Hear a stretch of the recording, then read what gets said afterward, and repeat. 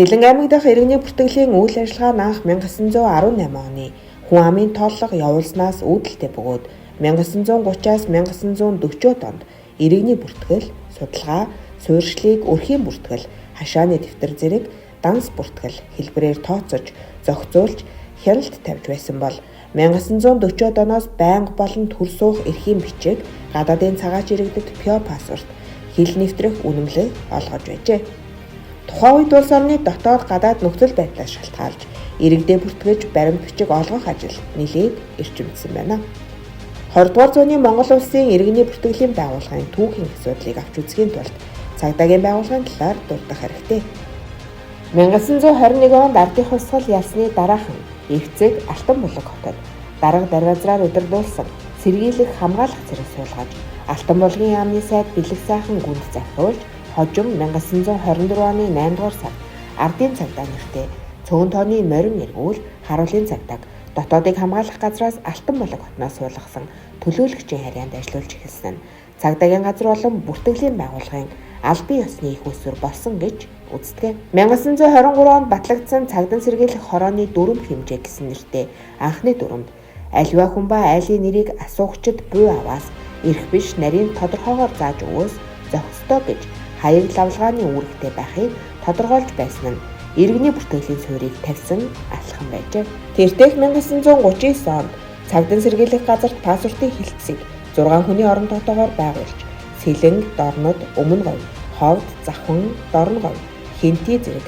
11 аймгийн цагдаа сэргийлэх ангид пассвортын бүртгэгч байцаагч нарыг томилон ажилуулсан тулгын гал бүтээн байгуулалтын түүчийг залгамжлан шинэ үеийн бүртгэлийн албыг бэхжүүлэн хөгжүүлж биеийн давхцахгүй өвдлөөр баталгаажсан иргэний бүртгэл арчилсан үндсэн хуулиар тунхагласан өмчийн олон хэлбэрт эд хөрөнгийн эрхийн бүртгэл шудраг өрсөлдөөн олон тулгуурт эдийн засгийн үндсийг бүрдүүлсэн хуулийн этгээдийн бүртгэлийн үйлчилгээг боловсронгуй болгож олон улсын чиг хандлагад нийцүүлэх чиглэлээр олон шинэлэг бүтээлч ажлуудыг Сэлэн аймгийн улсын бүртгэлийн байгууллага хэрэгжүүлж ирсэн гигэн түүхтэй хамт олон билээ. 1973 онд Бүгд найрамдах Монгол Ард улсын гэр бүлийн хуулийг баталж иргэний гэр бүлийн бүртгэлийн ажлыг мэргэжлийн удирдлагад ойртуулах зорилгоор сайд нарын зөвлөлийн 1977 оны 42 дугаар тогтоолоор энэ ажлыг шүүх яманд хариуцуулснаар Сэлэн аймгийн ардын гүйцэтгэх захиргааны хуулийн хэлцээнд дэргэд иргэний гэр бүл нотариатын товчоод ажиллуулж эхэлсэн.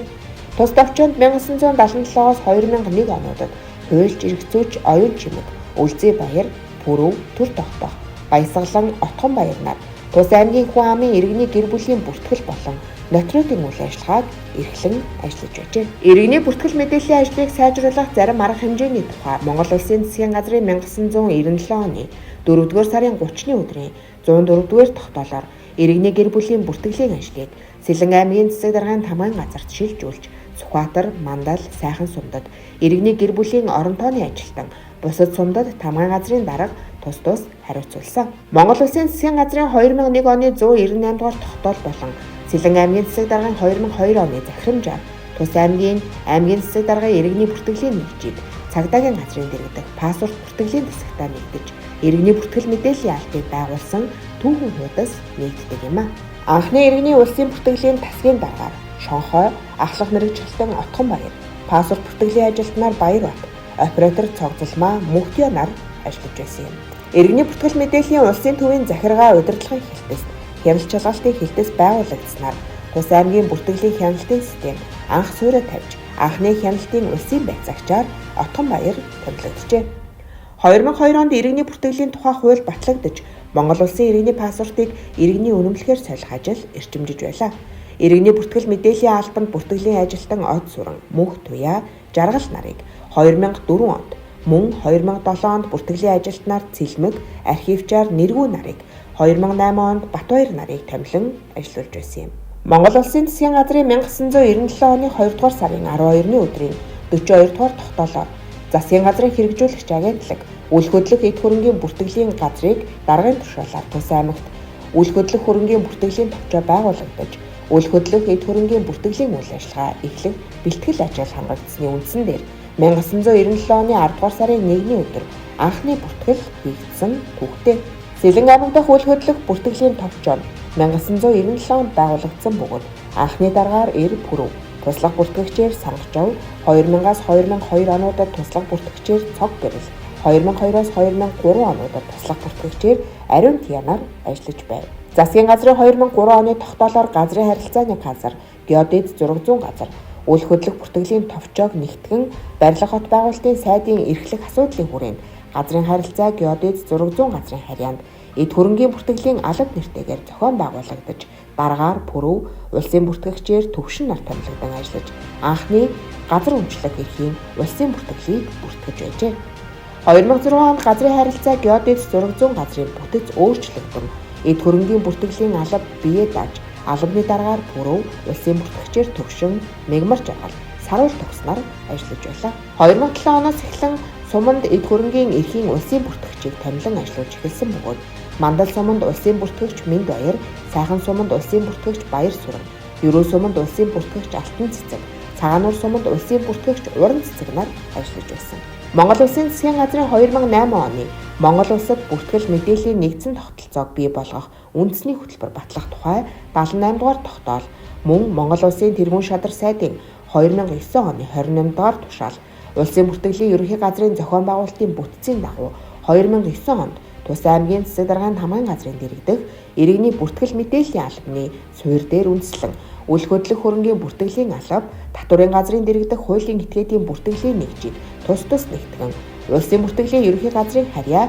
улсын бүртгэлийн хэлтэс байгуулагдсан төвхтэй. Хуулийн этгээдийн бүртгэлийн нэгж хяналтын нэгжийн бүрэлдэхүүнтэйгээр байгуулагдсан 2009-оос 2016 онд хэлтсийн дараагаар Х Батгэрэл, 2016-аас 2017 онд Ц Алтан Туяа, 2017 оноос өнөөдрийг хүртэл Б Саран чимэн ажиллаж байна. 2010 онд иргэний шинжилсэн бүртгэл явуулах бэлтгэл ажлыг хүрээнд хүн ам олноор суурьшсан аймгийн зүүн хараа бүсийн төв Мандал, баруун бүсийн төв Сайхан сумдад аймгийн хөрөнгө оруулалтаар шилэн кабель татаж иргэний бүртгэл мэдээллийн улсын нэгдсэн сүлжээнд холбоход шаардагдах техник тоног төхөөрөмж зөвлөх ажлыг улсын бүртгэлийн ерөнхий газрын мэдээлэл технологийн газартай хамтран шийдвэрлэж Монгол улсад анх удаа иргэний бүртгэл мэдээллийн улсын нэгдсэн сүлжээг аймгийн төвөөс аслагдсан суманд холбосон. Иргэний бүртгэл мэдээллийн улсын нэгдсэн сүлжээг суманд холбосноор эд хөрөнгийн эрхийн улсын бүртгэлийн үйлчилгээг сумаас үзүүлэх үндэс суурь болсон шинэлэг ажил бөгөөд 2014 онд улсын бүртгэлийн ерөнхий газрын хэмжээд анх удаа аймгийн төвөөс аслагдсан суманд эд хөрөнгийн эрхийн улсын бүртгэлийн үйлчилгээг иргэн хуулийн этгээдэд үзүүлж улсын бүртгэгчээр Лавг Сүрэн, Чин Баяр, архивчаар Сэлэнг, Хишиг Баяр нар томилогдсон ажиллаж байлаа. Эдүгээ Сэлэн аймгийн улсын бүртгэлийн хэлтсэн улсын бүртгэлийн ерөнхий газрын даргын 2025 оны 9-р сарын 1-ний өдрийн аймгийн улсын бүртгэлийн хэлтсийн бүтэц оронтоо англи зэрэглэлийг шинжилэн батлах тухай А157 дугаар тушаалаар 44 албан хаагч 2 гэрээт ажилтнан орон тоотоогоор ажиллаж байна. Монгол Улсын засгийн газрын 2008 оны 78 дугаар тогтоолоор баталсан бүртгэл мэдээллийн нэгдсэн тогтолцоог бий болгох үндэсний хөтөлбөрт Монгол Улсын иргэний эрхийг баталгаажуулах, төрийн үйлчилгээг иргэдэд түргэн шуурхай хүргэх, хүн сурталыг багасгах, цахим үйлчилгээг хэрэглээнд нэвтрүүлэх зорилгоор иргэний цахим үнэлгээг бий болгон Монгол Улсын иргэдэд олгох арга хэмжээг үе шаттайгаар хэрэгжүүлэхээр тусгагдсан. Энэхүү арга хэмжээний хүрээнд Монгол Улсын их хурлын 2009 оны 100 дугаар тогтоол батлагдсанаар Монгол Улсын иргэний шинжилсэн бүртгэлийг 2011 онд аймгийн хэмжээнд зохион байгуулж 16-аас доош насны 29222 хүүхдээс 28792 хүүхэд хамрагдаж 99.4%-тай 16-аас дээш насны 70980 иргэнээс 73494 иргэн хамрагдаж 103.5%-тай иргэний шинжилсэн бүртгэлийн ажлыг амжилттай зохион байгуулж иргэдэд иргэний цахим үнэлэх болгож байсан. Тус элдсэн 17 сум 4 тосгонд улсын бүртгэлийн үйлчилгээг иргэн хуулийн этгээдэд тасралтгүй үзүүлж ирсэн бөгөөд 2024 онд Сэлэн аймгийн засаг дарга болон сумдын засаг дарга нарын дэмжлэгээр олон улсын иргэний агаарын тээврийн байгууллагын стандартыг хангасан пассвортыг олгох шаардлагыг хангахуйц гэрэл зургийг авахд шаардагдах гэрэлтүүлгийн тоног төхөөрөмж худалдан авах хөрөнгийг шийдвэрлүүлэн 11 сум 4 тосгонд гадаад пассвортын үйлчилгээг нэвтрүүлэн 5675 иргэнд гадаад пассворт олгосон байна. Улсын бүртгэлийн ерөнхий газар нь хуулийн этгээдийн бүртгэлийн архивыг захимжуулах ажлыг улсын бүртгэл мэдээллийн цахим архив төслийн хүрээнд бүгд наримдах Солонгос улсын олон улсын хамтын ажиллагааны байгууллага КОИКАгийн буцалтгүй тусламжийн хөрөнгөөр тус хамтран хэрэгжүүлэхээр шийдвэрлэж Сэлэн аймгийн улсын бүртгэлийн хэлтсийн хуулийн этгээдийн архивын цаасан нотлох баримтыг захимжуулах ажил 2018 оны 7 дугаар сар зохион байгуулагдаж дууссан. Энэ хүрээнд бүгд найрамдах Солонгос улсын олон улсын хамтын ажиллагааны байгууллага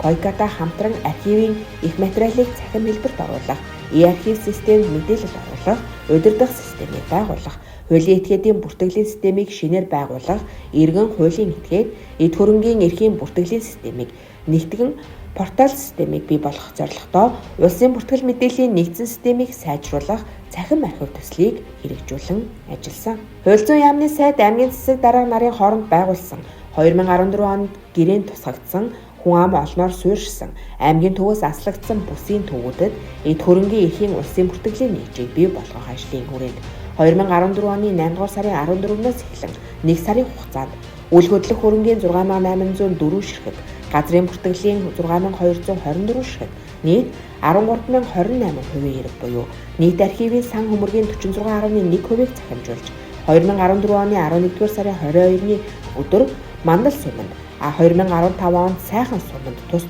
бүртгэлийн үйл ажиллагааг эхлүүлж байсан юм а. 2017-оос 2018 онд аймгийн 10 сум 2 тосгоны цаасан суурьт байсан 37 мянган хувийн хэргийг эд хөрөнгийн эрхийн улсын бүртгэлийн цахим мэдээллийн санд оруулж цахимжуулалтын ажлыг хийж гүйцэтгсэн. Бүртгэлийн хэлтсийн сүүлийн 5 жил бүртгэсэн онцлог бүртгэлийн тоон мэдээ. Төрсний бүртгэл 7841, шилжилт хөдөлгөөний бүртгэл 11896, иргэний үнэмлэх 20140, иргэн хуулийн байгууллагад олгосон лавлгаа 63848,